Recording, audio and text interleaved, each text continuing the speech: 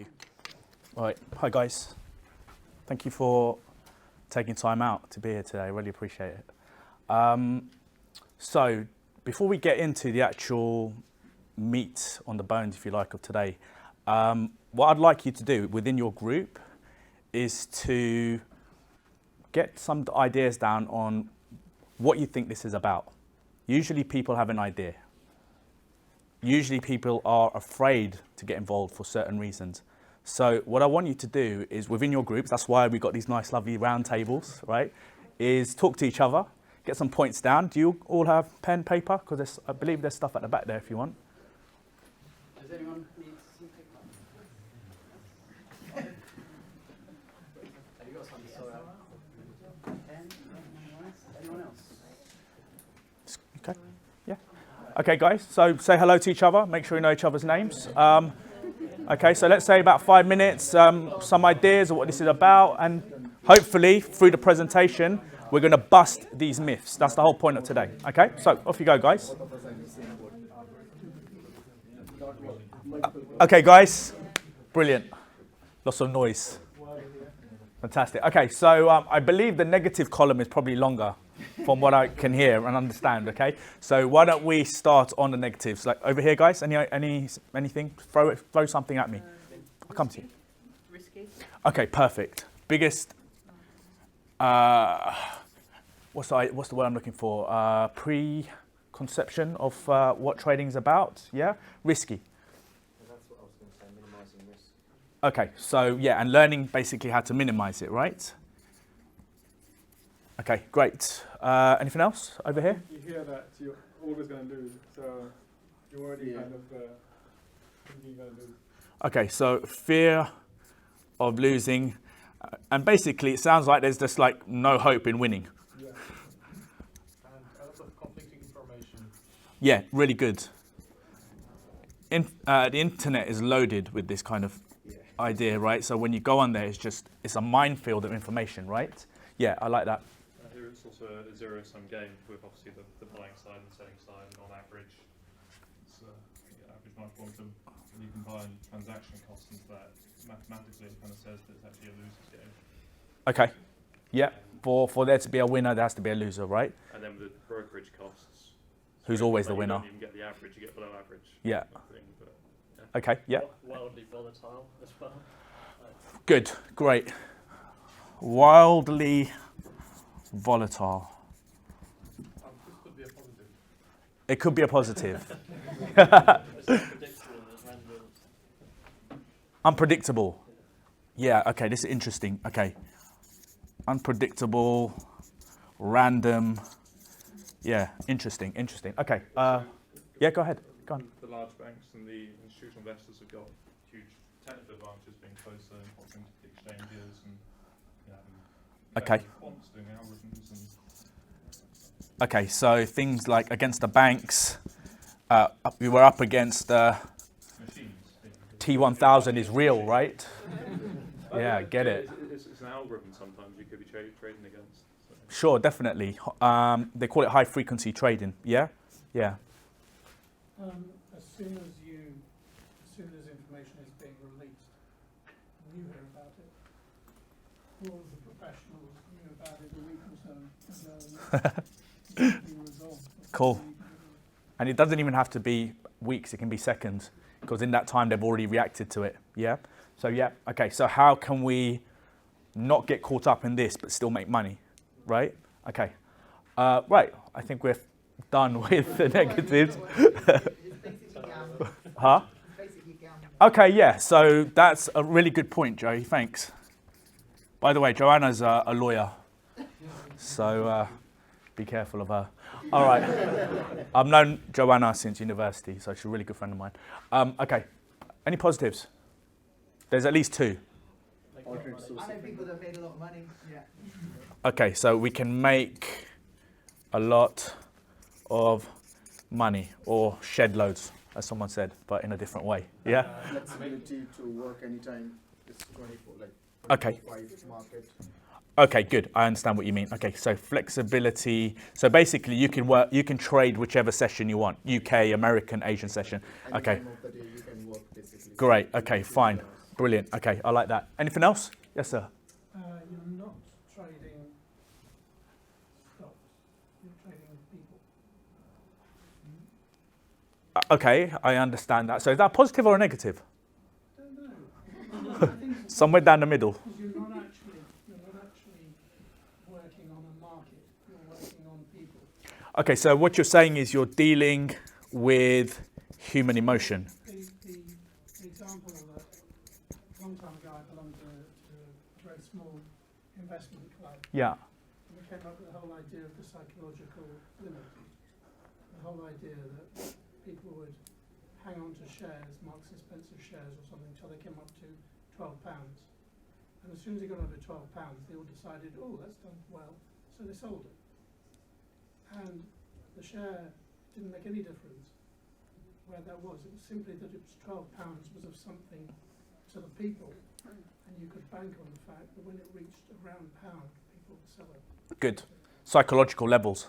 So you Ultimately. you would be figuring out when people would react, nothing to do with the shares. Okay, fine. That's a really good point. And if you know how to deal with this, this actually is a positive, because humans are predictable. We live with routine, and there's routine and predictability in the markets. But we need to look at the bigger picture. That's where everything becomes predictable. If you start narrowing down onto a 5-minute time frame, then that's where the randomness comes in. So these are the kind of things that we look at. So for me, that's a positive. Yeah? Last point? Yeah, I was going to say it's sort of potentially more fun than investing. Investing you're holding over a sort of 5-year period. Okay, more fun. Day games. More fun because it returns more profit? Yeah, it's more action. It's also very scalable. Okay, very scalable. Do you want to elaborate on that? Well, if you want to double your profit, you just double your investment.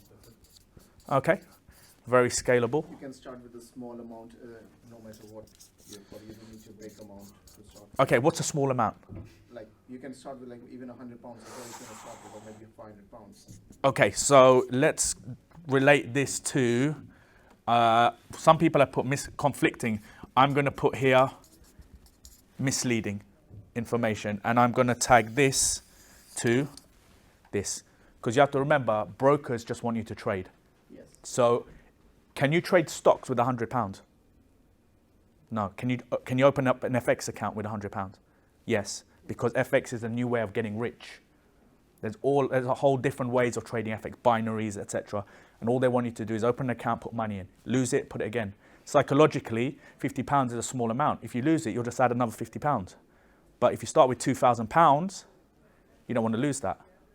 So you can open up an account with like £50, but that's not a positive. For me, that comes under misleading information, okay? Because if you go on the internet, you guys have seen The Wolf of Wall Street, right? How many people think The Wolf of Wall Street's a trader? Put your hands up. No. Okay. 1, 2. Inside trader, I guess. Wolf of Wall Street, he's a broker, right? He was dealing with penny sheets, and he had a 50% commission rate, yeah? He's a trader. He's a broker. The Wolf of Wall Street is still very real. They're just online. Okay? Times have changed a little bit, but they're running the industry. So when you go online, everyone seems to trust brokers. One of the first questions that I get asked is, what broker account should I open? That's the first question I get asked, rather than, how do you trade? Going to the market is the last thing that you should be doing. You should be building up a foundation of knowledge and then getting into the markets and executing trades. Yeah? Okay, so Scott, were you going to say something? Yeah, brilliant. I'm surprised no one mentioned that. That's one of the first things, right? It's tax-free. Yeah. And one more is time. I mean, Great. talking about doing this in 20 minutes, 30 minutes a day. I can the rest of the day to myself. That's awesome. Yeah. Okay. Thank you. I like this because ultimately, by the end of today, I want to get rid of all of those things that are negative and focus more on the positives and really make you guys understand why you must be doing this, because it's one of the easiest ways to generate growth on a salary compared to anything else out there. It's just that because there's so much fear around it, people don't want to get involved. And the reason why there's a lot of fear around this is because this is powerful. This helps people out the system. And if we're not part of the system, that's not what they want at the top, right?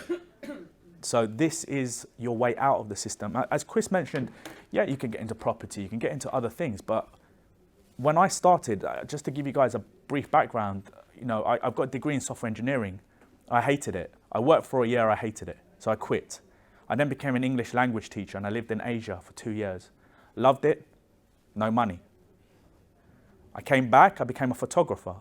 And, you know, we were doing amazing stuff. Barcelona Football Club, they were my clients. We did stuff for Vogue, Audi, Tatler. We had amazing clients. Ours were horrendous. So something's always been compromised.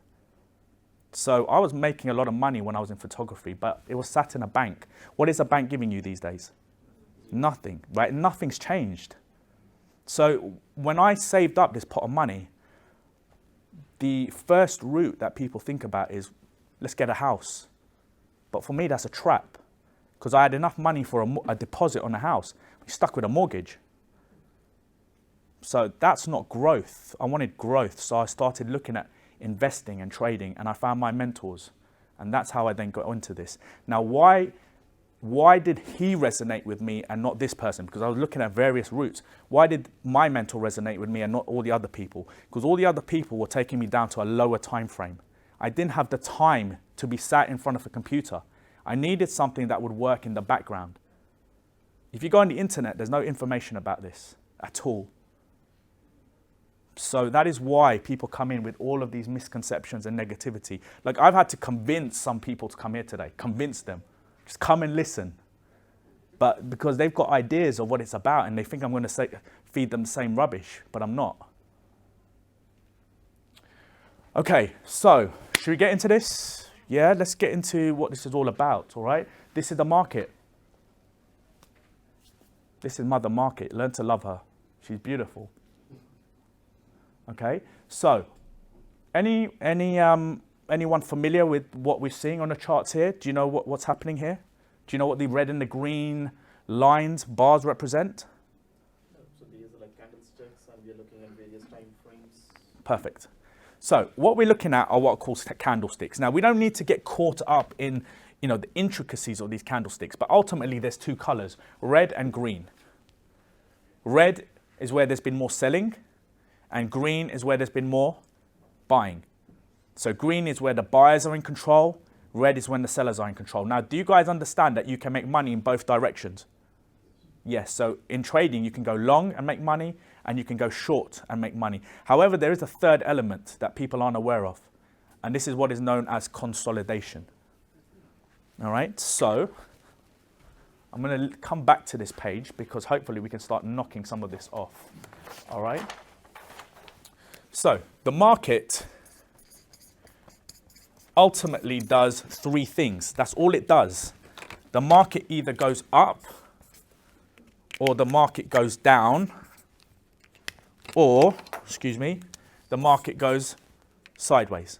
They're the three things that a market does. If the market goes up, what kind of market are we in? We're in a bull market, right? Market goes down, bear markets, right? So you've heard of these terms, bull and a bear. And when the market's going sideways, it's called a ranging market or a consolidating market, okay?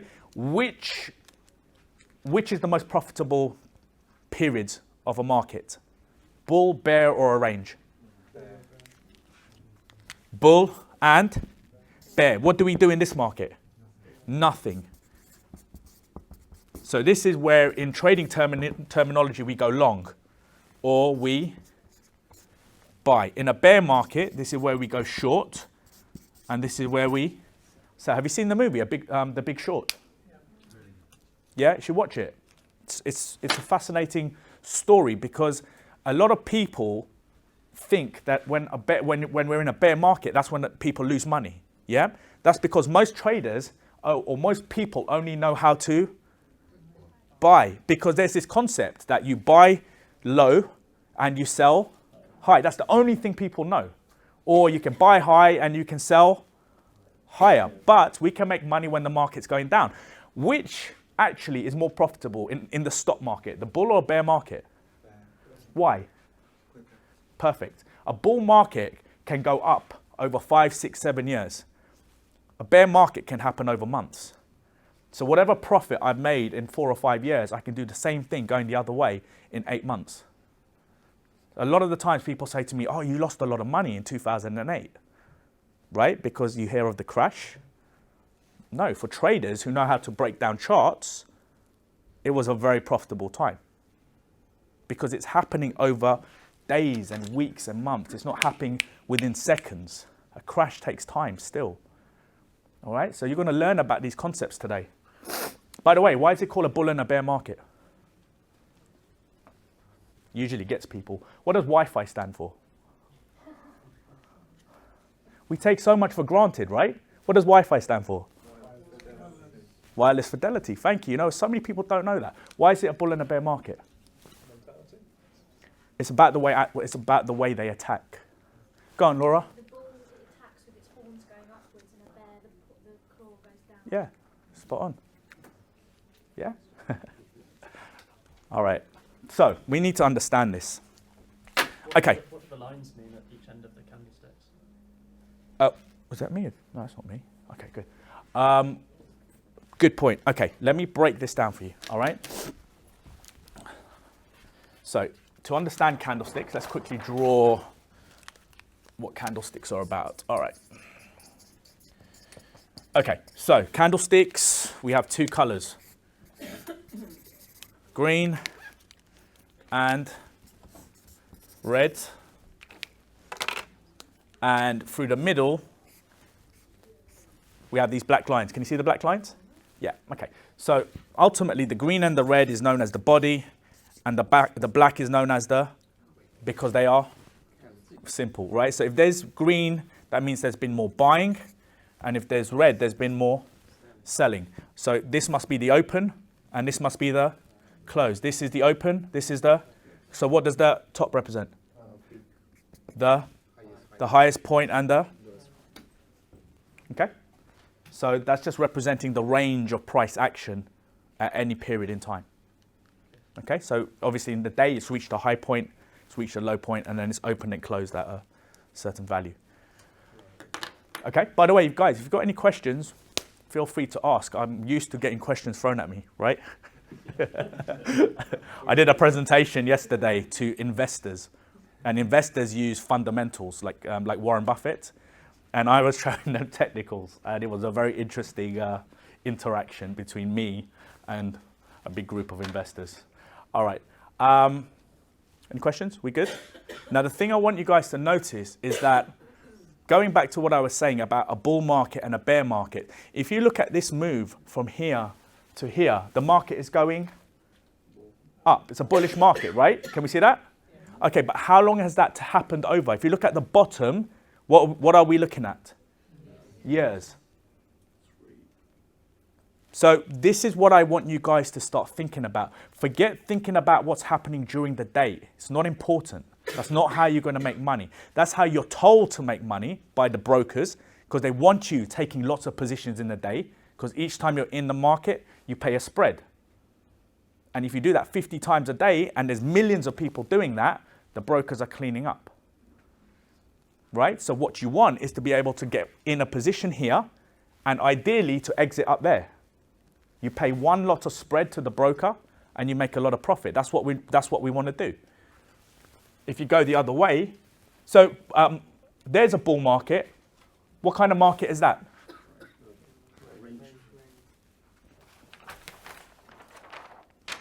A range market, and then we were in a bear market. So what does that tell you about the market? Particularly currencies. Currencies move in a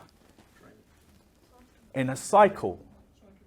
At the moment, the pound is getting a hammering, right? Give it a year or so, once Brexit has come and gone, and once we've settled into a new routine, being outside the EU, we start making new relationships. What's going to happen to the pound? Right. But right now, because there's just so much uncertainty, the pound is taking a hammering. But that's just the way it is. Okay. So, let's move on. Are we good so far, guys? Okay, so if I'm working long hours, did this just go dark? Oh, thanks. I thought that was just Mark. Thanks, mate. All right. If you're working a job, you want this happening in the background. So if we want this happening in the background and we're looking at long positions in the market, we need the time frames to allow us to do that. So if you look, I've got 3 time frames. The left, by the way, the left is the watch list, which we'll come to in a second. The top right chart, that's the monthly time frame. So each of these candlesticks are being produced per month. Bottom left is the weekly time frame. So each of these candlesticks are being produced per week. And then bottom right is the daily time frame. Whatever is happening per minute, per hour, per 2 hours, per 4 hours is not important. All I want to know is what's happened at the end of the day, at the beginning of the day and at the end of the day. Isn't the one at the bottom right, you've got months along the bottom? So Yeah, I'll still have months because we're still looking at periods. So, but you said the bottom right is the day chart. Yeah. Would you not have hours? Or? no, if you want... Ticks a day, or each candlestick's a day.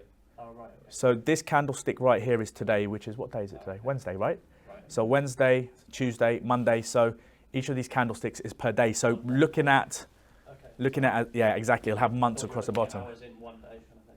If we want to look at hours in one day, what I do is I click on this and then I'll go down to, you see here it says minute. So if I click on 60, now what are we looking at the bottom? We're looking at time, intraday time. This is what you want to get away from thinking.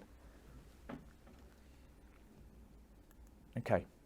Guys, are you with me so far? Yeah? Yeah. Okay. If I lose anyone at any point, please say so, okay? Okay, now, this is the point. This is the watch list, excuse me. Now, what is the watch list made of? The watch list is made up of currencies, stocks, and commodities. I'm going to be focusing on the currency market just to make things simple. But when you speak to a lot of people, what do they tell you? They say, I'm an FX trader, right? FX is the word on everyone's mouth. Do you agree with me? Okay, because people who don't have money trade FX. People who have money trade stocks. And what I mean by that is, it's not that you can't have money, it's the brokers will encourage people who don't have money to open an account. We want to get away from that mindset and we need to understand how to trade, not just FX, because sometimes the money is in stocks. I'm going to show you guys stocks today that I've been trading. Stocks that you guys are companies that you guys are probably familiar with. Are you familiar with JD Sports? Right. Boohoo? You will be by today, right? Because you need to know this stock, all right? I wasn't too familiar with Boohoo until it came up on my scanner, and then I did a bit of research into it, and it's a company now. You see them all over buses. Now that I've told you about it, you'll be waiting for a bus maybe, and you'll see it, okay? What we're focusing on is the currency market. Now, a lot of the times, people have a very small portfolio. If you speak to a lot of traders, they look at one thing, like gold or the euro dollar. They look at one thing. I've got a big watch list. Why do you think I have a big watch list? Any ideas? Because there will be action, like at any point of time, there will be action in one of the pairs at any point of time. Okay, So and even if like some of the pairs are just like in ranging market, but there will be other pairs which there will be activity happening. beautiful, spot on. Money is controlled by the institutions.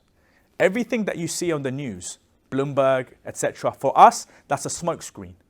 That's designed to keep us in the dark, in fear, right? It's all a smokescreen. This was a playground created by men for men. That's all it was. But now it's a playground that's open to all of us. If you learn how to do it, you can make very good profit from this. Now, ultimately, what they do is they move money from one market to another market. And not only that, they will move money from one stock to another stock, or from one currency to another currency. So while one currency or one stock is doing this, there's always another stock or another currency that's doing this or this. So if you're looking at just gold, gold has been doing this for months. But if you speak to a lot of people, they like trading gold. Why? Right, you hear all of this stuff, gold is a safe haven, right? But also it's something that we're familiar with. There's an attachment, right? And attachment gets killed in trading. You can't have any attachments. Your attachment to anything should be only for as long as it's paying you. As soon as it stops paying you, you drop it and you move on to something else. This is not a love story, guys. Okay, and I'm saying this because I've seen it on the internet.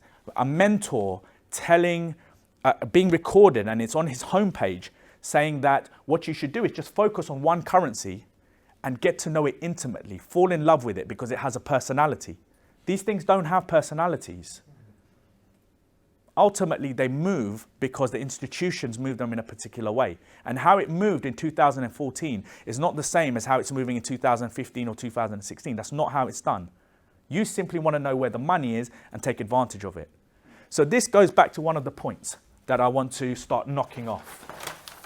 So if we go back to the beginning, this point right here, we're against the banks. You think you're against the banks because that's what you're told.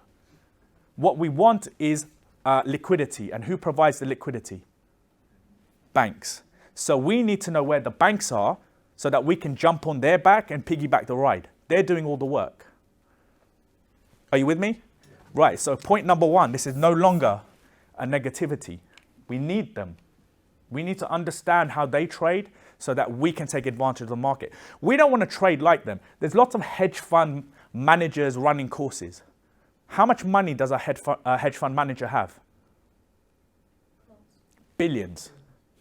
Millions to billions. Most hedge funds need at least 100 million. How many private traders have 100 million? Right, so we as private traders need a different approach. We can't trade like them. We need to know how they trade so that we can take advantage of the market. Right, now, the next point that I want to knock off is this one. Wildly volatile. Yes, it's wildly volatile if you're looking during the day. There's all sorts of random movement. But if you look at the bigger picture, which we were looking at before, is it wildly volatile? Oops, excuse me. Is it wildly volatile? Or can we see directions in the market? Can we see directions? Is it clearly going up? Yes, over months, years. Is it clearly going down? Can we clearly see a consolidation? Right, so this is not wildly volatile. What we need is volatility in a direction. So what we need to, can I just finish the point? Yeah? What we need to get away from thinking is volatility. What we need to think about is directional momentum. We need volatility, but we need it in a direction. So what we need to get away from is the negative language that we always hear. And we need to replace it with the right language. This is really, really, really important. Okay, go ahead. If I'm being completely honest, that graph to me doesn't look much different from like an intraday chart I'll see on my phone from any particular stock. It's going up and it's crashing down and then it's recovering back up. And I guess that the pattern looks the same to me if you change Sure. the daily one, for example. It will do, yeah. But the thing is, remember, you're dealing with candlesticks every few minutes or every hour. It's a lot of candlesticks. So there's a lot of noise. So there may be a direction, but there's all of this movement going on. By looking at the bigger picture, you eliminate all of that. But you're always looking backwards on these charts, so you can like take a snapshot of any of these charts and go, yeah, this bit's going down. So if you went, if you went short on that like big drop there, like around 2008, Yeah. you'd be like, yeah, riding it all the way down, and you wouldn't know when to sort of pull out, if you know what I mean. You could. So what do we need to? What do we have to learn to control? Our risk. Yesterday I mentioned risk to reward. We want to create trading. Nothing in trading is guaranteed. What we're playing on is probabilities. So we want to learn to create environments where we have more chance of making money than losing money. So let's say 55% chance making money, 45% chance of losing money. This is what we want to learn to create. Can we still lose money? So do we risk large? Never. We always risk small. But when that starts returning us a profit, what do we do? What's the magic word? Okay, there is a word that you guys must learn. You should. Your first child should be called this. What? Compounding. Exactly.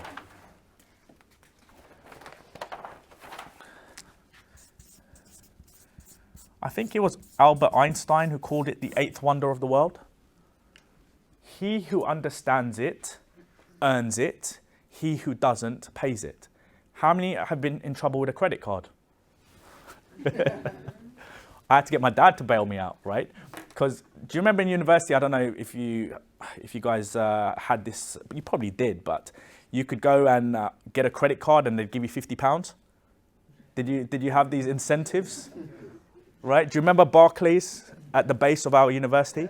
Yeah, so I ended up like getting this credit card and they gave me like £100 for this credit card with a £2,000 limit on it. And there was no interest until after I graduated from university. So for 4 years, I had a maxed out credit card. As soon as my graduation was over, what did they start whacking on? Interest. Phone calls, letters. What did I do? I ran off to Asia. Right? I became a teacher. My dad had to deal with it. I feel really bad about it, but I paid him back since. But my point is, that's what interest is about. Interest gets you.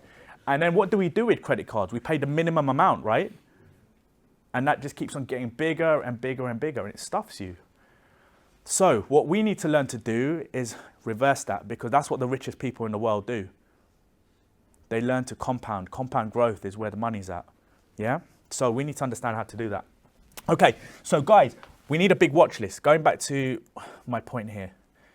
Okay, we need to have a big watch list. Why do we need a big watch list? Because we need to know where the trends are.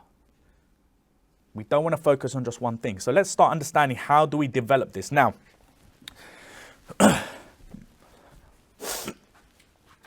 things that we need to understand.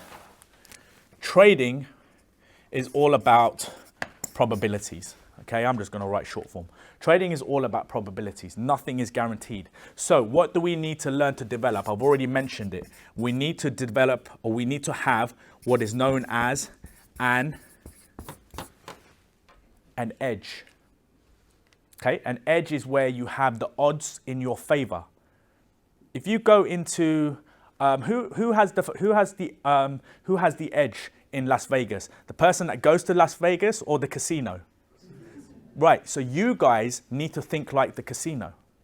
Casino may lose money every single day, but at the end of the year, a casino is massively in profit, because the casino always has an edge. So as traders, we need to learn to think like casinos, and we need to develop an edge. This is where we have the odds in our favor. So this goes back to another point, which is, I think you said it, right? The zero-sum game? Right. It's true. A zero-sum game is simply where one person wins, another person loses. For a person to win, what does he need to have? The edge. If you can't define your edge, you don't have one. A lot of the times people come to me and say, hey, I'm a trader. The first thing I say to them, what's your edge? And you know what the answer is? Do you know what they respond back to me? Right. If anyone says that to you, walk the other way. Because you should be able to define your edge. What makes you profitable consistently? So that's the first thing. If you can't define your edge, you don't have one. Second point is, if you don't have an edge, you're getting eaten by someone who does. These are quotes by famous traders. So we need to make sure that we have an edge. And that's what we're going to do looking at the charts today. I'm going to show you guys how I have an edge and how I consistently apply this edge to make money. This is not exciting. Now this goes back to another point. Are you guys with me so far? We good? Yeah? Okay. So, where was it? More fun. George Soros. Do you know George Soros? Okay, he's famous for making $1 billion in a day, in a single day, because he went against the Bank of England. Yeah? He has a really good quote, which is, if you're having fun in the market, you're not making money. Now, this doesn't have to be, the way I like to describe this is that this is like a jigsaw. And there's various pieces that you have to put together to create the overall picture. And if you get all the pieces and put it together, it's rewarding, because you can see the profit coming into your account. But it has to be unemotional. It has to be mechanical. Okay? So I would get away from thinking that this is fun. think more of what it will bring to you, the lifestyle. That's fun. You want to make this as unemotional as possible. Okay, trade like a robot, ultimately. All right. So the first thing we need to put on here, how do I define my edge? So guys, some of these points I'm gonna be a revision from yesterday. Okay, but we'll build on that. Okay, so the first thing we have on here are these pink lines. Now, what do these pink lines represent? These pink lines represent the high and the low of last year. Okay, so that's the highest point of 2015 and the lowest point of 2015. Okay? Is it always the previous calendar year or year to date? Always previous calendar year. So January to December 2015. It's not 52 weeks back from today. Okay. Those are Donchin channels, completely different. Okay? Okay, guys, are you with me? Right, the high of 2015, the low of 2015. Why is this important? Because this is what starts helping me develop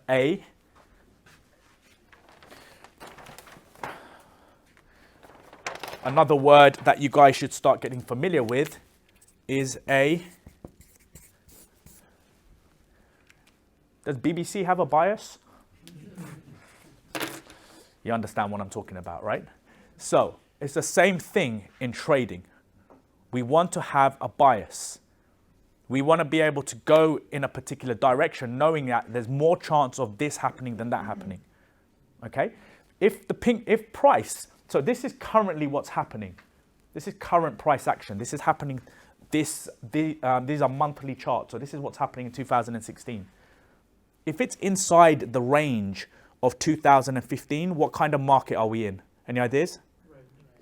We're in a consolidating market. Do we want to trade this market?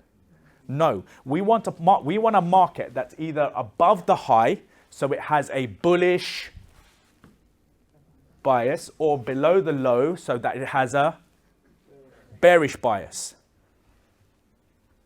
Does this have a bias? No. So I'm going to show you guys how quickly we can go through my watch list, and you can tell me whether a currency has a bias or not.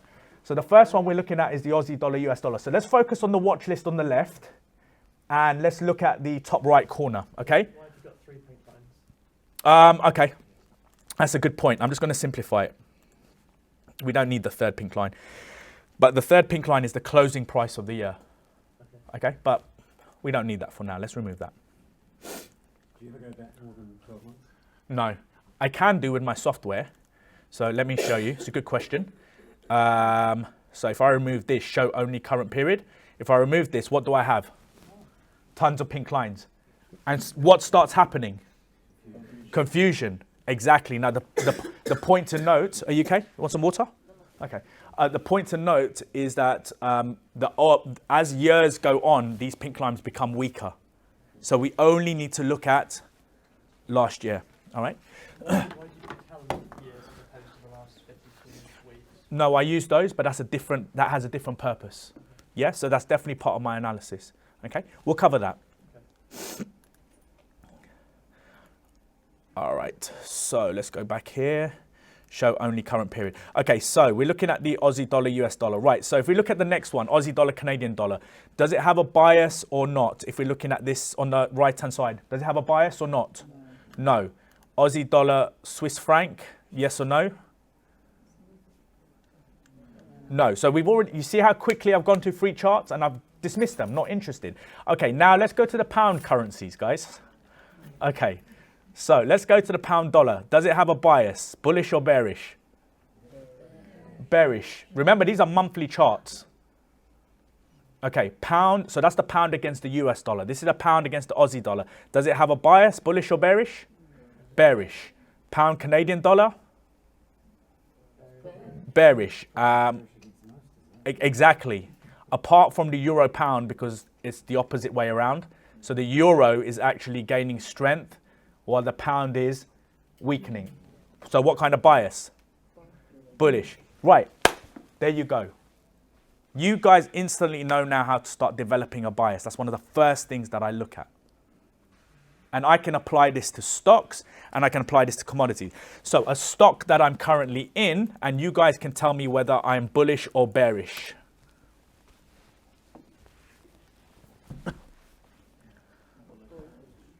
I've been bullish for 6 months. Okay. Let's have a look at JD Sports, if I remember the stock symbol. Bullish or bearish? Bullish. I was bullish for a very, very long time. This is going back. Then you see this red bar? This red bar stopped me out of my positions. And now it has a bullish bias. Okay, Boohoo, which is the company. Investors kicking out the CEO. It could be. And we're going to come to the fundamental side of this in a second. Boohoo. With JD, when you were automatically kicked out of your position, did you then re-enter when it went back up again? No, so I'm above 1500, so I'm going to come to this in a second, but I'm waiting for a position now. Okay, Boohoo. What should I be doing, if anything? Going long, right? Simple techniques are the most powerful. All of those charts that you see on the internet that are colored like Christmas trees, flashing lights, it's nonsense. It's ego. It's people out there who are trying to make out as if they're making money and they want to, what's the word I'm looking for? Approval. Everyone wants approval, right? So they put on social media now, hey, look, I'm trading the euro dollar, look at my chart. And you get all of these people high-fiving each other. There's a terminology, guys, in trading, and this is not something that I made up. You're either the smart money or the dumb money. The smart money are the institutions, and they call private traders like us the dumb money because they're taking our money. So as private traders, we need to be in the smart money section, and that's by understanding simple techniques like if we're outside of these pink lines, we have a bias. If we're inside the pink lines, don't trade. Yeah? So do you still go long on that stock? Always. So how do you know that it's not peaking? Sort of thing? I don't. You don't? Okay. The trend is your friend until the bend at the end. It's an expression. Write it down. Right now. That's the name of your second child, right? You can repeat it one last time. The trend is your friend until the bend at the end. Right. Is there any bend coming in this? No. So just like principles of the stock market apply same to like the forex market Yes. applies to the same to stock. Yes. Because the forex market is predominantly controlled by the institutions, but stock market is more on like towards like individual investors because like there's a less amount of people in the stock market, and it's based more on emotions and how the like people view that company as. The techniques are the same. There are certain things that are unique to each, certain features that are unique to each market, but ultimately a chart is a chart. So if you look at currencies, currencies are 24 hours Yes. and they're traded from a single exchange. Yes. Yeah? Stocks is 9 to 5. Yes. So whatever happens after 5 o'clock, we don't necessarily know until the next day. True. And that's why there can be gaps, jumps in price. Whereas there's a lot of transparency in currencies. But a chart is a chart. Stocks tend to go up very slowly and then boom. That's why we call it a crash. Whereas with currencies, it's a cycle. One will gain strength, the other one will weaken, then it changes, then it changes. But it's the same philosophy pretty much, okay? And with commodities, the same thing. Commodities, they go up for years and years and years and years and years, and then they'll go sideways for years and years and years. So there's unique features, yeah? But I don't need to know what I'm trading. This is something that came up yesterday. I showed a couple of stocks. So a stock that I'm currently looking at, I'm not long on, but I'm currently looking at, is a stock called Xylem. Anyone heard of it? Is it something that is worth trading? Yes. Now this goes to the fundamentals. Yeah, the pink bars on this one. Oh yeah, it's the internet's the internet's quite slow here, so sorry about that.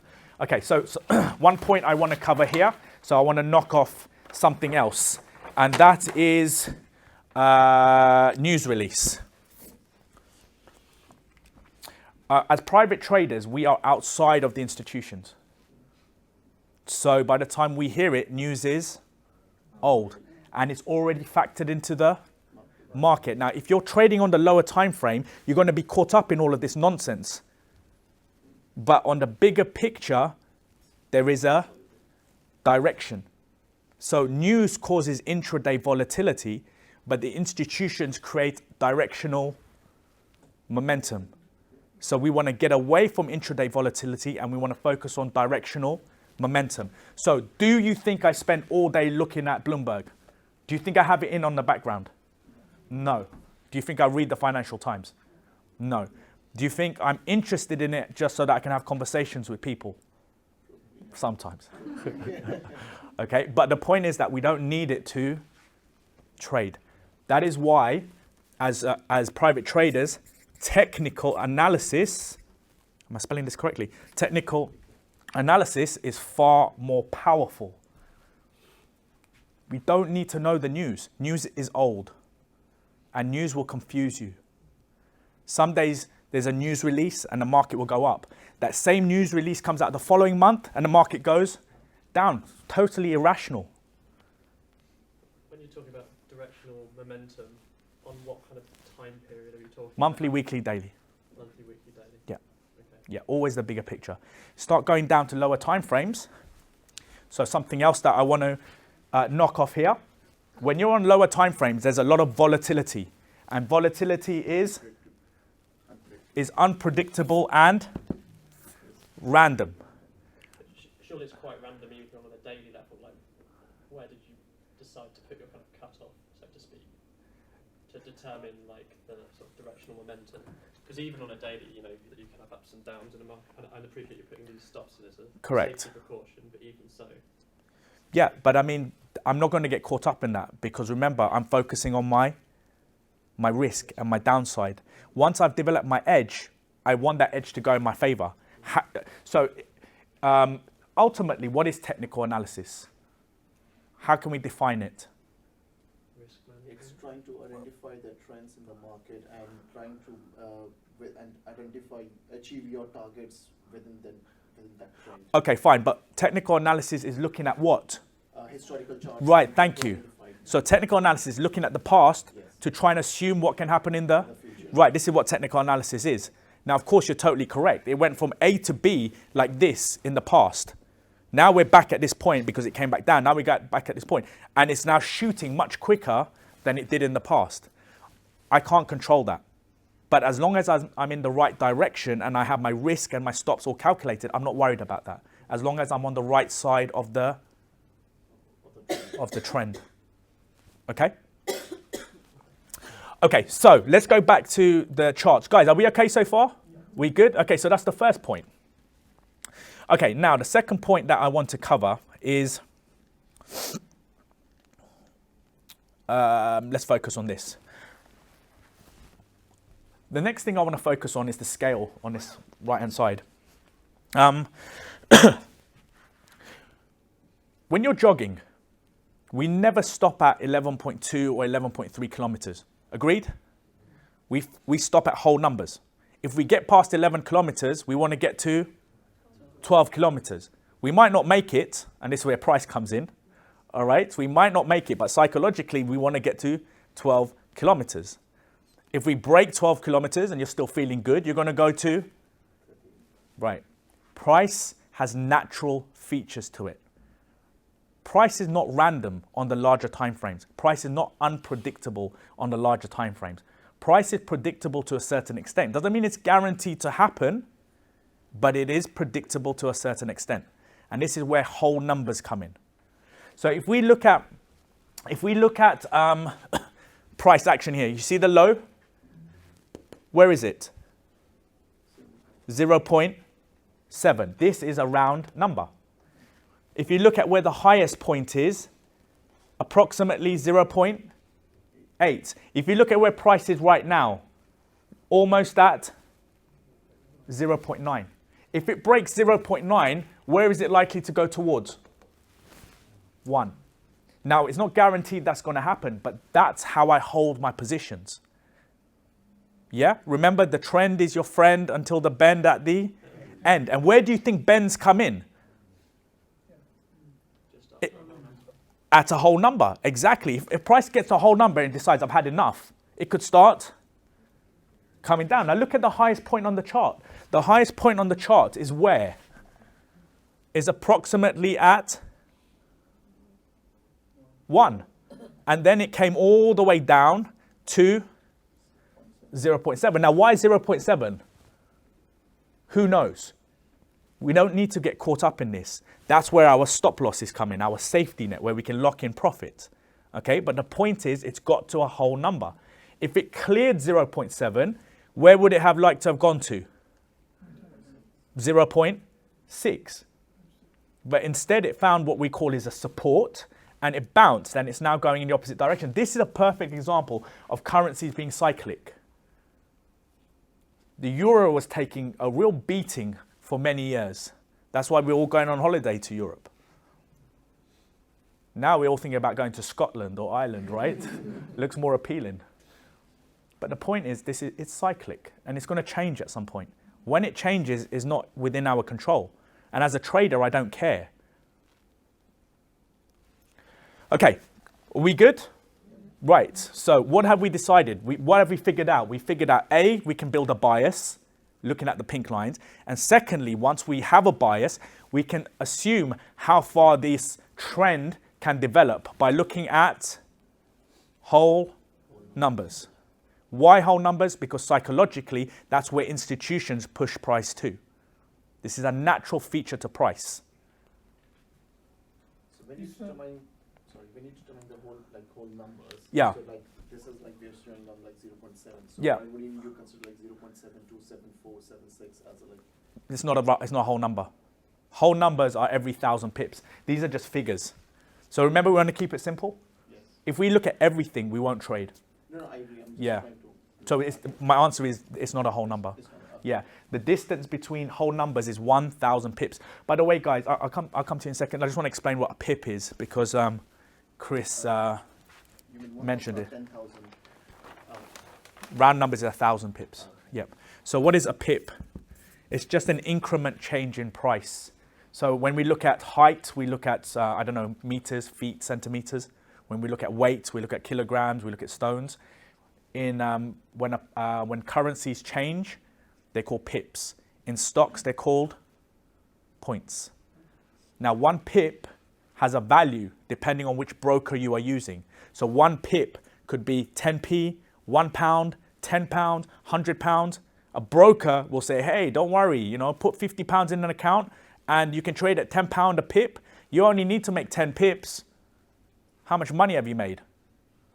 £100, right? 10 pips times £10, £100. You can make £100 literally seconds.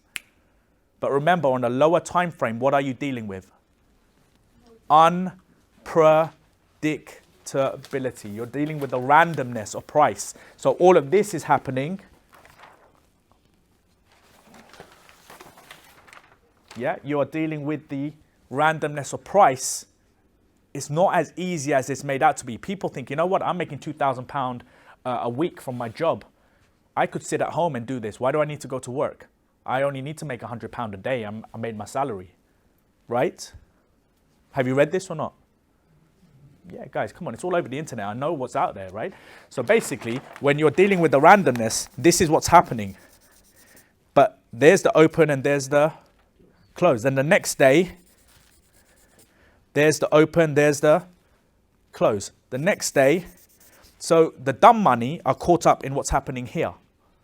The smart money are here. It's slower, it's not as exciting, but over periods of time and compound growth, it'll make you vast sums of money. And I mean vast sums of money. I'm not talking about 2% or 3%. The returns are significant. Okay, let's move on. You said that, Yes. Pips and points differ from brokerage Yes. brokerage platforms? Yes. So when you're looking on this, is this a brokerage No. software? This is agnostic to Correct, exactly.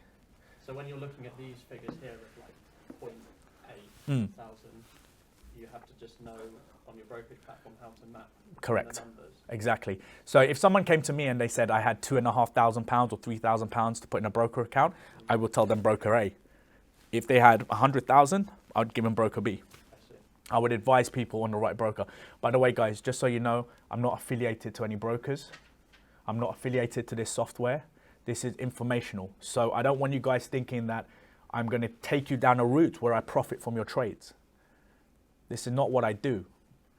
All right, and I want to get people away from that because people create wealth by having relationships with brokers. So they profit from your trades. And if they profit from your trades, are they going to teach you to trade slow and steady or fast and furious? Right? I know these are called introducing brokers. People that introduce people like you to brokers. They make between 20 to 30 pound a month from introducing people to brokers, because there's like a pyramid scheme going on. Okay, so we want to get away from that. Does that answer your question? Yeah? Yeah. Okay, right. Yeah, go on, Scott. Just reading between the lines of what you just said, then, you would be on a daily basis analysing whether to close out your long or short trade if it's close to a round number. Potentially, yes, depending on how strong it is. Yeah. So if it's a major value like 1, then maybe I will tighten my stop loss. Okay? But if it's a weaker round number, then I'll be a little bit more flexible. That's the art of trading, guys. Your exit management. How easy is it to get into a relationship? Try getting out of one. All right? It's the same thing, right? With trading, everyone thinks of the entry point. Yeah, I found an entry. This is amazing. But when you want to get out, that's where people struggle because they don't know how to get out. That's why everyone says, oh yeah, buy low and sell high. But when the market starts going against them, they're hoping it's going to reverse. That's where hope comes in. But you have to get out. And you have to get out without giving back all your profit that you've accumulated over 8-9 months. Okay, so let's get away from thinking that entries are important. They're not. It's the exiting that's more important than the entry. Do you work against particular risk to reward ratio? No. Yeah. Yeah, good point. Yeah, no. Yeah, why did I say that? Of course. Trading is all about risk to reward, okay? So some of you guys who were here yesterday, who heard me yesterday, you know my answer to this, okay? So I want to give other people a chance to think about this. Right, what is risk to reward? Risk to reward is whatever you are willing to risk, let's say £100, you want to make that back. So let's say you want to make £100 back. So you're willing to risk £100 to make £100, right? So your risk to reward is 1, 2, 1. Some people, they want more. 1, 2, 2. So if I'm risking 100, I want 200, which is good. Or maybe 1, 2, 3. What kind of risk to reward do you think I have? 10 to 1? Okay, fine. Interesting. Any other ideas, guys? Somewhere between 4 to 5 to 1. Okay. Guys, my answer? Thank you. 1, 2. The trend is your friend until the bend at the end. Do I know when the trend is going to end? No. Do I want to cap my profit? No. Traders cap their profit and uncap their... How do you blow an account? You blow an account by not capping your losses. Because of the way we're programmed about making money. As soon as we make money, what do we do? Yes, Joey. I'm talking about your trading account, right? Yes, but yeah, that's true, right? The point is, as soon as we make money in trading, we want to bank it. Because there's the fear of losing it. As soon as we're in a negative, what do? We hold and we hope for a reversal. So what do we have? What causes this? Fear and yeah, fear and hope. Fear, we don't want to lose the profit we made. Hope, we make the money back if we're in a loss. We need to reverse that process. Cut our losses, so we have small losses, and hold on to our profit and let them grow to whatever the market is giving us. The stop loss is not dangerous in flash crashes. You not just like lose your position and the market kind of instantly recovers. If you've got very tight stops, yeah. Right. But I don't have tight stops. A trend is a function of time. The chap from yesterday's meetup, Roosevelt, that kind of Yes. him telling the story, he left his brokerage account, went to the gym, came back, and everything looked the same, but it like lost like a fair bit of money sort of thing, just because earlier on in the day for about a minute or so, it just went, and then up again. So yeah. a freak kind of like one and you know. It happens. If your stop losses are too tight. Are you guys familiar with what a stop loss is? A stop loss is a safety net. So if I want market to go, if I want to enter into the market at this point and I want it to go up based on my bias, if I get triggered into the trade and the market starts going against me, what do I want to have? Yeah, I want to have a safety net, a stop loss. So I want the broker to take me out at this point, to say, right, I've had enough. Between my entry and my stop loss, how much do I want to lose? But what is a good amount? 10%, 20%? No, we have to risk. Yeah, yeah, I agree with that. But we have to risk to make money, right? Risk to reward. How much do I want to risk? 1%. Thank you. 1 or 2%. Right. So this goes back to the original point here. The original point here is that it is gambling and it is risky. Okay, look, if I have £10,000 and I put it all on Google, I can either make money or that's risky and that's gambling. But if I have £10,000 and I take 1% of that £10,000, if that's a losing trade, what do I have left? 99%. Forget the idea that it's risky. Control risk. As traders, we focus on the downside. I don't focus on the upside. The dumb money focus on the upside because what do they want? They want money. They want to get out of the system. They want to work, so they focus on the upside.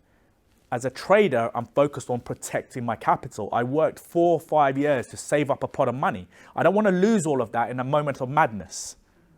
So I have to focus on the downside. So how do I do this? So this, let's take it out. It's not risky. It's about controlling risk. When you cross the road, are you going to put a set of blindfolds on and some headphones? Yes or no? No. So that's what people do every day coming into the market. It's not how it's done. So let's understand. I'm kind of like going all over the place here, guys, because I've got questions being fired at me. So are you guys keeping up with this? Yeah? Okay. So what must we learn to do? We must learn to control risk. So at any moment in time, excuse me, at any moment in time, I'm just going to use round numbers, right? I don't want to lose more than 10% of my account. Am I going to put 10% on one single entity, or am I going to split that across different entities? Right. So let's say that I'm happy to risk 10% of my account, but I don't want to lose more. I don't want to risk more than 2% on any individual stock. Good so far? Okay. So let's say, so if I don't want to risk more than 10% and each one is 2%, how many stocks can I trade? 5. Good. Perfect. So let's say I've decided I want to trade Apple, I want to trade Google, I want to trade Facebook, I want to trade Nvidia, and I want to trade Boohoo. All right. So on each of these, I've risked 2%. Good so far? Okay. Now, yesterday I tried to explain this concept, but I got cut up again, right? Random statistics. Are you guys familiar with the term random statistics? If I flip a coin, any individual flip is unique. Yes? But if I do 1,000 flips, how many times am I going to be right approximately? Half. It's the same thing with trading, except we have a third element. Winning, losing, and break even. Break even is where you don't make money, you don't lose any money. Okay, so let's apply random statistics. Let's say this is a losing trade and this is a losing trade. So how much is my account down? 4%. Negative. This one doesn't make me any money, doesn't lose me any money. So this I exited with 0%. These both go on to return me 20% each over the next 6 months. How much profit have I made? 36%. Worst case scenario, and I can tell you this in 10 years of trading, this never happened. Worst case scenario, all of these are losing trades and I lose, but I still have 90%. Until you do that again, you could also be very unfortunate and lose 10%. It doesn't happen. Can you actually compare stocks to flipping a coin? Yeah, that's because the outcome of any stock is unique. I don't know what's going to happen. We're playing on biases, right? So yeah, all of these could end up being losing trades, but I still have 90%. But I can tell you, by only taking the best setups, like high probability, it's not going to happen. Isn't it quite controversial subject that the market is normally distributed, and that the same method applied to coin tosses applies to stocks? It's not controversial. That's the underlying philosophy. But again, I mean, read books like books you guys should read. Trading in the Zone, Mark Douglas. Psychology, trader psychology. Yeah, maybe there's loads of these books on trader psychology. I personally think trading psychology is overrated. Okay. The reason why is, have you heard of the term that there's a lot of psychology in trading? Okay, so what people tend to do is like when they come into the market, they go, hey, you know what? I'm really aggressive with my money. I spend it a lot. So I think I'm going to be an aggressive trader. But then you've got person B, like my cousin who doesn't spend any money. He'll be like, yeah, I'm really conservative. I'm going to, be a conservative trader. So they've already got an idea of the way they trade, and they then try and adapt the market to them. The market has a way of moving. You can't adapt the market to you. You have to adapt yourself to the market. Are you with me? People need to reverse their whole approach. So going back to what you were saying, the underlying mechanics of the market is random statistics. But people don't want to hear this. People want certainty. But that's where your risk management comes in, yeah? And that's where predictability on the larger time frame comes in. If you're on the lower time frame, you have unpredictability and randomness. On the larger time frames, you have predictability. That's why blowing all 10% is very unlikely.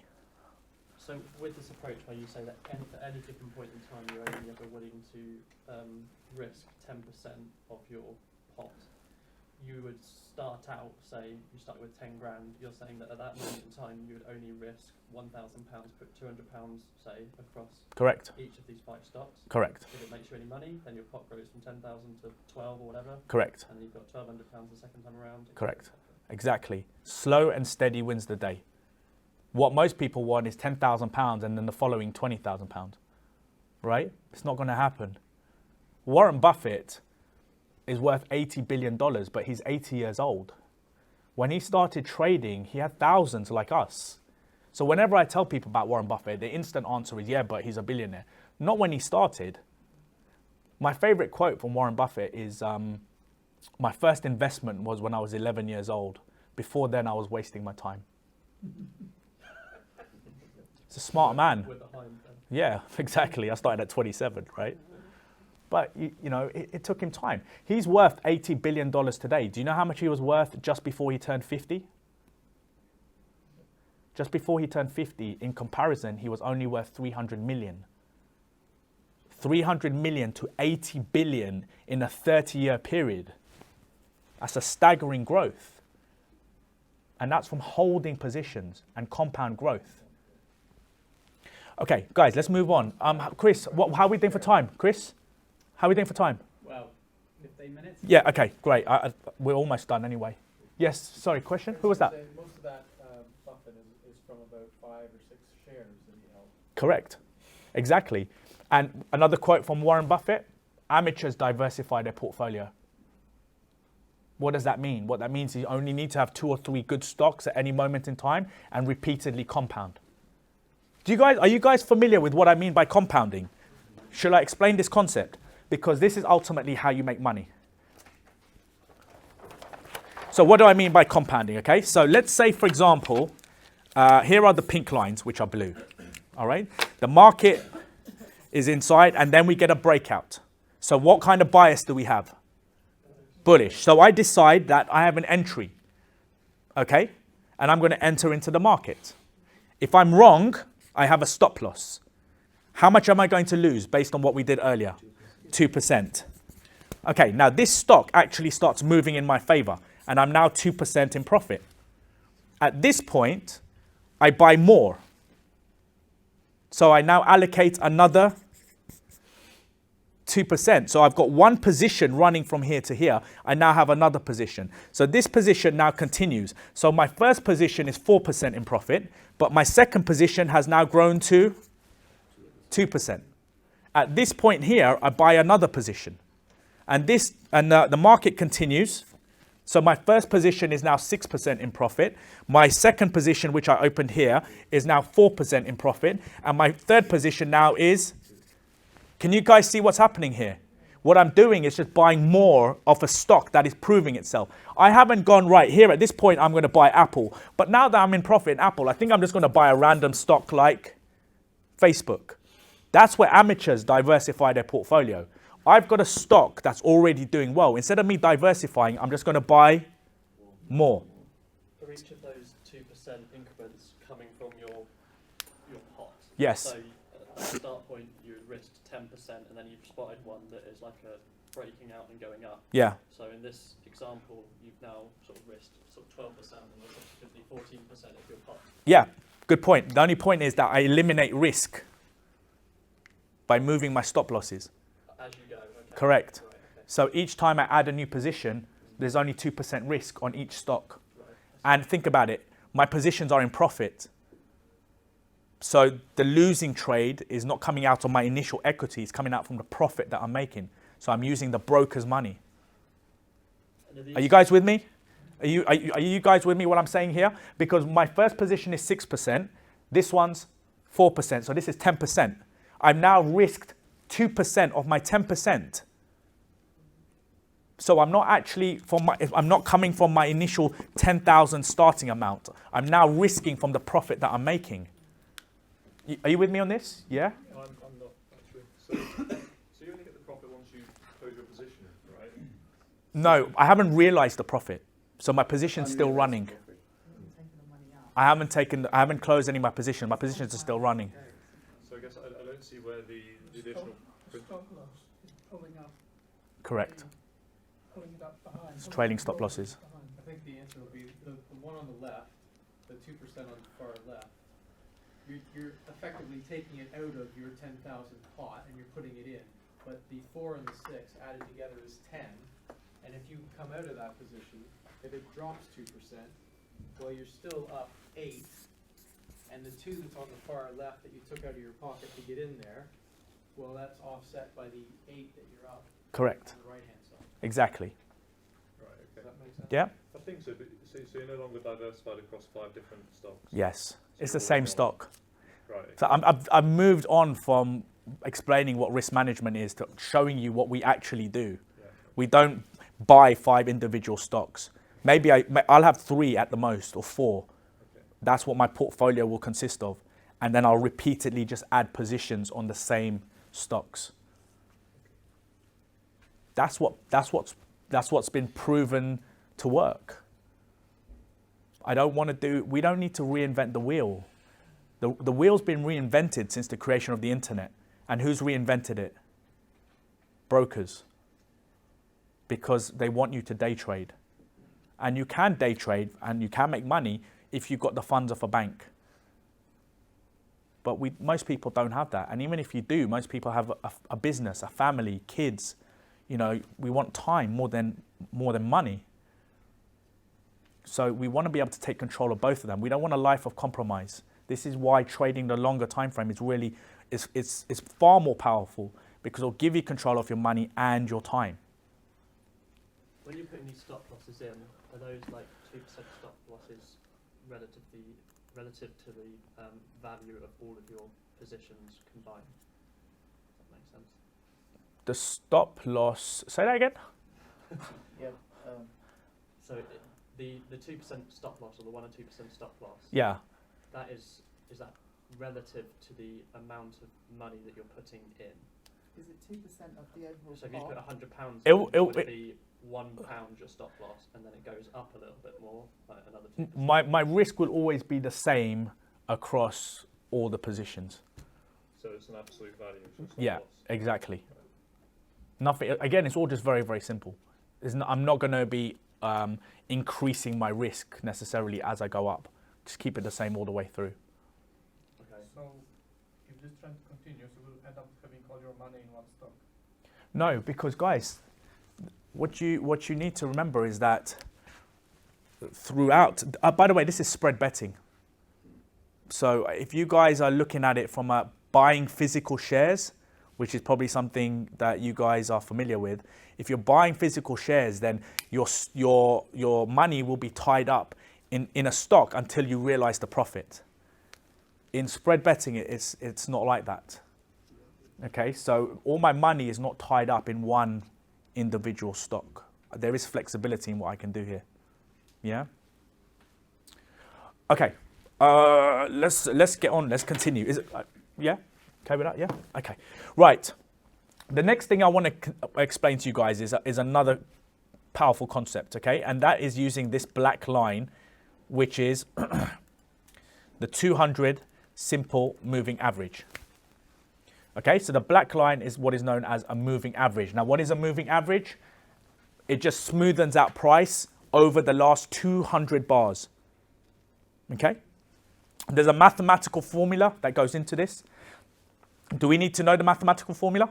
No, because the software does it. Now, why the 200 moving average? Because if we go back to before the internet, all of this was drawn by hand. And so the traders, the old school traders, were very, very particular about what they put on their charts. This black line is used today by institutions to give them a bias in price action. So if price is trading above this black line, it has a bullish bias. If price is trading below this black line, it has a bearish bias. So when we're above the black line, what do we want to do? We want to buy. When we're below, we want to sell. And we don't want to go against this logic. We have this black line on the weekly time frame, which I'm showing you right now. And we also have the black line on the daily time frame. The way to look at this is big brother and little brother. So the weekly is big brother, the daily is little brother. So if big brother is above the weekly 200, we also want the daily to be going in the same direction. If the weekly is going up and the daily is going down, little brother's misbehaving. Okay? So if we look at the weekly and we look at the daily, is it above the 200? Right, good. It's above the 200. And if we go to the weekly, is it above the 200?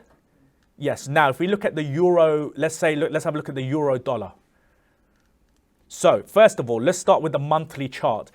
Does it have a bias in relation to the pink lines? No. If we look at the weekly chart, is it above or below the 200? Below. And if we look at the daily, is it above or below?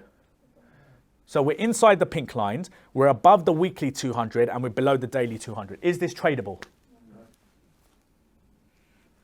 You guys now have taken your edge to the next stage. So what does an edge consist of? An edge is ultimately a checklist. Okay, so some of the points that we've covered, the annual levels of 2015, in this case 2015, but the previous calendar year. Okay, so in other words, the pink lines on the chart. These are the annual levels of the previous calendar year. We've looked at the weekly 200 simple moving average and the daily 200 simple moving average. So to be in a strong bullish market, we want to be above, above, and above. In a strong bearish market, we want to be below, below, and below. If we have any other combination, so if we have this combination, what are we looking to do? We're looking to go long. If we have this combination, we're looking to go short. If we have a mixed match of things going on, what do? We don't trade. We stand aside. Okay, so let's have a look at some of these stocks again. Oh, actually, let's not look at the stocks. Let's look at the pound, right? Because it's all very relevant. So if we look at the pound dollar, okay, are we below the pink lines? Yes. Are we below the weekly 200? Below the daily? Yes, good. And is it weakening? Yes. Am I long or short on this? Short. Okay, if we look at the US dollar Japanese yen, are we below the pink lines? Yes. Below the weekly 200? Below the daily 200? Am I long, short, or doing nothing? Let's think about it, guys. Don't fire an answer at me. Long, short, or doing nothing? Who thinks long? Good. Who thinks short? Good. Who thinks doing nothing? I think the rest of you who are not putting their hands up, right? Okay, what do we have right here? Round number. And a strong round number. What value? 100. What's price doing at the moment? Exactly. Just because I have all of those things lined up doesn't necessarily mean that I enter into the market. I still have to look at where is the next support. So what am I waiting for this to do? I'm waiting for it to reverse. This is not tradable at the moment. But I don't need to worry about this because I'm trading the pound dollar. I'm already short. It's making me profit because everything's lined up. This is where your portfolio comes in.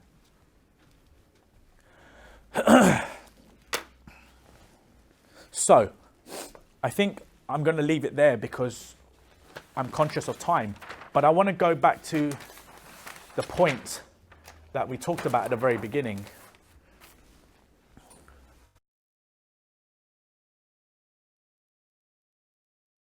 Some of them. Okay, fear of losing. Should this be a part of your trading, or should this come in under your risk management and having an edge? Right, risk management and having an edge. Will you have losses? Yes. Do you need to blow an account? No. I've been trading for 10 years, guys. I've never blown an account. Most people blow their account in the first few weeks. It just takes one trade. In 10 years, I've never blown an account. Fear of losing comes from understanding what you're doing. Most people focus on the money and they gamble to riches. It's not a negative thing. Let's get that out of the way. No hope in winning. Do you have hope now in making profit? Yes, because once you understand what you're doing, we don't need hope. We need knowledge. We need understanding. This market has been in play for decades. We're just doing what the old school traders did. We're just repeating that today. Yeah, market conditions have changed. We have software that does a lot for us, but our actual techniques and philosophy is the same. Is there a difference between gambling and trading? Yes, fundamental differences, right? So this is not gambling. When you have your risk management in play, it's not gambling, all right? Conflicting and misleading information. I hope today has gone some way into explaining why you should look away from the internet altogether and start surrounding yourself with the right people. If this is the route that you want to go down, then you need to be around traders. Very simple. When I start, I'm very lazy. Right? When it comes to learning something, there's no way that I'm going to figure it out on my own. All right? I know that for a fact. So I'd rather pay someone to learn than to figure it out myself. That's just my philosophy. So misleading and conflicting information, yes, if you go on the internet. No, if you know someone who's doing it properly. Yeah? Zero-sum game, yes, but we know how to be on the side of the sum because we have an edge. So this should no longer be a negativity. So let's go back into this. Flexibility in time. So, and now the reason why I want to cover this, I think you mentioned this, right? The market has sessions, UK, US, and Asian. There's 3 markets in a day. Which is the most liquid? No. UK. When it comes to foreign exchange, the UK is the most liquid. So if you are day trading, which session should you be day trading? The UK. What do most people do during the day? Working. So when they go home, which session are they left with? The Asian, which is the least liquid. So if I'm holding my positions for days and weeks, do sessions mean anything? No. Okay. Finally, time, money. This is what we want control of. Just to clarify that point there, you're saying to trade on the Asian markets, which you can. Is that right? I'm saying don't. Don't trade the Asian. Yes, okay. Because it's the least liquid. So people are working during the day and then they go home in the evening and instead of spending time with their family, they're trading the Asian session. And I know this for a fact because I know people that do it. And they've got kids and then rush to put them to sleep. Huh? Why is it the most liquid? Because the most illiquid, or what do you call it? Because the liquidity is provided by the banks in the UK, Okay. not from what's happening in Japan. Maybe the Japanese currencies, they may have some movement, but most other currencies, they don't. Is the UK market the most liquid because we're in the UK, or just because of the nature of it? It's the nature of the market. So the main currencies, the dollar, but the majority of the liquidity is provided during the UK. Yeah? It's not liquid because it's the first one open in the day. It's the Asian market is the first one open in the day. The market opens at 11 p.m. UK time, Sunday. Oh, yeah. That's 8 a.m. in Japan. Yeah? Yeah, let's have one last question. I'm conscious of time, yeah? Yeah, go ahead. Just going back to like the zero-sum game. Yeah. We now have learned like your system, and that is like an edge. Yes. We are privy to this information and potentially can reap the rewards of it. If all traders had the same information, had this edge, would it be an edge anymore? Would it like completely upturn the market? See what I mean? Applying these. Yeah, it's a good question. I would say that this information will never get out to the masses. Okay. There's millions of traders doing this. How many are in this room? Yeah. It's just this is beyond most people. Not because they don't have the capability, because they don't want to take the time to get this working for them. And is this a system that you've developed, or that your or you've iterated upon from your mentor, or where's it? Yeah, it's a really good question. My mentor learned from some top traders back in the early 2000s. So I've learned from him, and it's the knowledge that I pass on. So it's like riding a bicycle. You know, it's something that's been in play, and the only way you're going to, I mean, you can go onto the internet and learn to ride a bicycle, but I don't think most people get very far. So it's not my system. It's just, and that's one thing that I really want to get across is I didn't want to create my system. Do you know how much time and effort it takes to create your own system? That's not what I wanted. I wanted a system that already worked. This is my point. This is why I'm lazy. For some people, it's about beating the market. That's what they want. That's why they want to get involved. I want to beat the market. It becomes a war. You have to be in tune with the market. This is not a battle. So it wasn't about creating a system. It's about having a system that worked. Just putting it into practice. And you picked this one based on its simplicity. Correct. And that it worked. Okay. Who's my mentor? I've got two mentors, actually. Javid and Anne, which I think Chris is going to put an email out to you guys. Anne's written an ebook. So everything that I've been taught by a woman. So it's great to see women in here because there should be more women trading. She taught me everything I know about stocks. She's written an ebook, which Chris will get out to you guys. So Javid, Sheikh and Anne Chapman, they're amazing people, and we'll get that out to you. Okay, so just to finish up, guys, I mean, look, at the end of the day, if this is something that you want to get involved in, then of course I train, all right? And you can take this to the next stage, all right? So just so that you guys are aware, the Dynamic Trader is the name of our community, all right? Now, a good place to start is the apprentice community, okay? This is an inexpensive way of getting into trading to make sure that it is for you. If it isn't for you, then you know that isn't for you based on this, okay? So we want to create a way to the market that isn't expensive.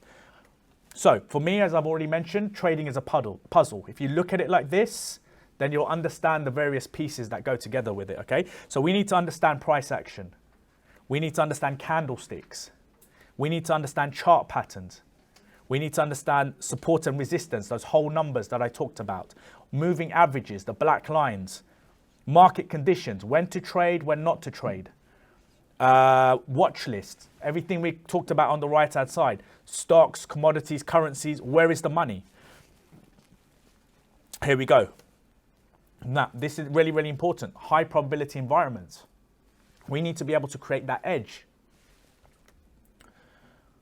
Entry points, stop losses, exit management, risk management, compound growth, patience and psychology.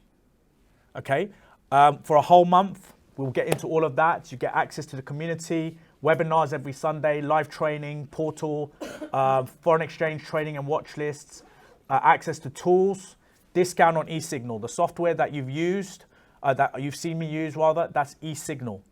It's the best charting package in the industry. That costs around $150 US a month. Through us, you will get it for around $60 a month. That's because we've got a really good relationship with them.